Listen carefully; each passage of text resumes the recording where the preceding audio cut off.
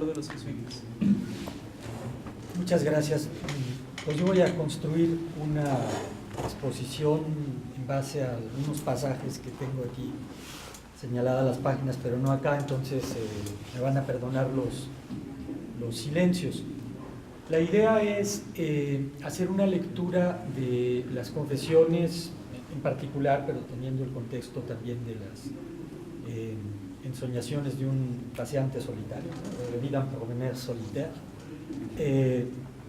de Rousseau, en dos claves, ¿no? En la clave de un historiador y crítico literario, Henri Guillemot, que titula su biografía de Rousseau Cette affaire infernale, ¿no? Este caso infernal, y que describe cómo los filósofos, esta comunidad intelectual a la que él quiso siempre pertenecer ardorosamente, ¿no? O sea, era algo así como su religión de sustitución, podría uno decir, cómo estos cuates lo persiguen, y lo persiguen a morir, ¿sí? O sea, brutalmente. Y ese es precisamente un caso que me parece que se puede dilucidar, estudiar muy fecundamente con la teoría de René Girard, ¿verdad? O sea, de la crisis mimética. Dice René Girard, cuando esas cosas comiencen, ¿no? En una entrevista que le concede a Michel Tréguer y le hace una crítica de toda la filosofía contemporánea, de la deconstrucción, de Lacan, de la posmodernidad, etcétera, etcétera, y por lo tanto también de la modernidad. Dice René Girard que el negocio de la filosofía es ocultar la violencia, ¿verdad? Y que el cristianismo se caracteriza por mostrarla, ¿verdad? Entonces, de ahí partiría mi análisis. Piensa René Girard que allí donde el romanticismo, Nietzsche y compañía también querían diluir al cristianismo en los mitos, por ejemplo el mito de Dionisos, que es una especie de Cristo, ¿verdad? Porque lo despedazan las Ménades y luego resurge, ¿no? Entonces hay alguien sacrificado, como Edipo también, hay alguien, o como Quetzalcóatl, ¿no? Hay alguien que es linchado, que es sacrificado y luego se transforma en la divinidad, ¿verdad? Lo que también Voltaire va a utilizar para diluir al cristianismo. Piensa frente a esto René Girard que al contrario, eso es lo que nos muestra la profunda originalidad del cristianismo, ¿verdad?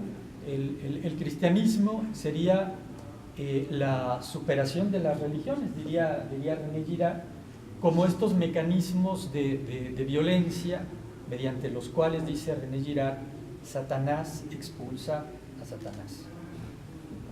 También interpretando de manera muy original y muy sugerente un pasaje de los evangelios, que yo hasta leer a René Girard, ese pasaje lo leía en clave socrática, ¿no? También me parecía que Jesucristo era Sócrates, diciéndoles, pero tú crees que Dios se contradice, ¿no?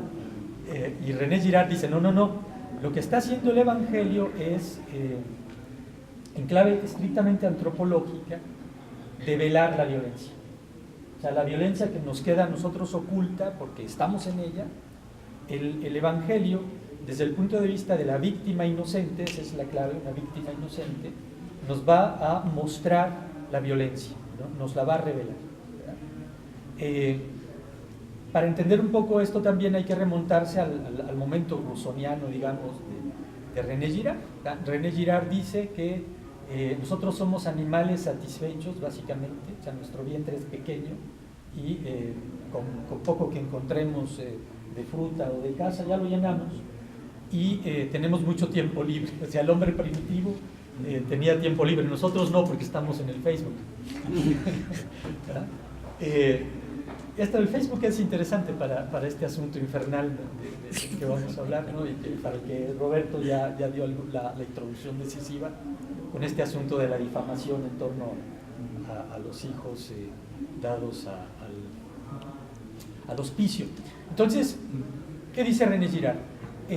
Para utilizar ese tiempo libre necesitamos el deseo del otro, porque no sabemos qué desear. Entonces somos como el niño de nuevo, ¿no? Que no sabe qué hacer hasta que ve que un niño va por un juguete, y entonces él quiere ese juguete, porque está tomando prestado el deseo del otro. Y que eso que está tan claro en el niño es lo que nos constituye a todos nosotros como sociedad, a todos los niveles de la sociedad. O sea, nos articulamos, hacemos clubes, comunidades, congresos, ¿no? Porque compartimos deseos, ¿verdad? Y entonces, bueno, esto nos permite coagularnos en sociedad, pero este es un cemento envenenado potencialmente por la envidia.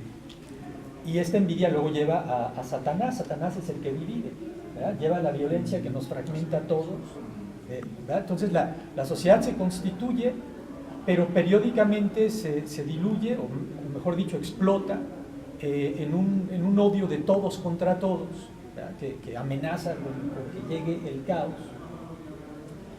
Y hay momentos en los que llega el caos, pero ese caos se cura cuando surge una víctima.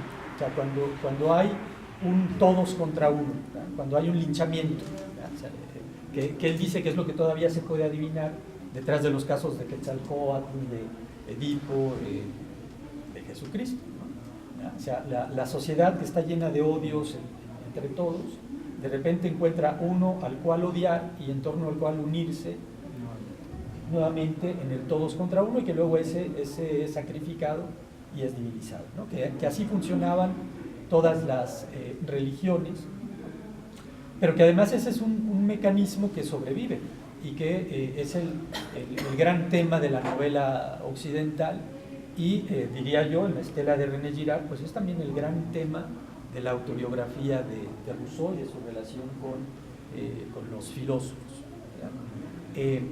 Ahora bien, en ese todos contra uno que el Evangelio revela, lo interesante es subrayar que es un mecanismo de violencia que sin que lo sepamos nos afecta a todos los involucrados. Yo diría que a mí mismo, ¿verdad? Cuando yo leo las confesiones de Rousseau y llego al momento en el que se está justificando de por qué daba a sus hijos en adopción y se muestra extremadamente dolido con los filósofos por haberlo denunciado, yo digo, pues, ¿qué le pasa a este? Es mucho más grave y regalar tus hijos que los otros vayan con el chisme, ¿no? Pero luego descubro que al hacer eso yo también estoy linchando a Rousseau y también estoy minimizando lo que esto implica. Ay, es un chisme, que tiene de malo un chisme, ¿no? Además es verdad. Además es verdad, ¿no? ¿Verdad? Pero luego justamente el propio Rousseau te muestra en su propia vida, ¿verdad? En sus sentimientos y en lo que realmente le está pasando, te muestra que estos chismes son asesinos, ¿verdad? O sea, son verdaderamente mortales, ¿verdad? Entonces, incendiarios, ¿no?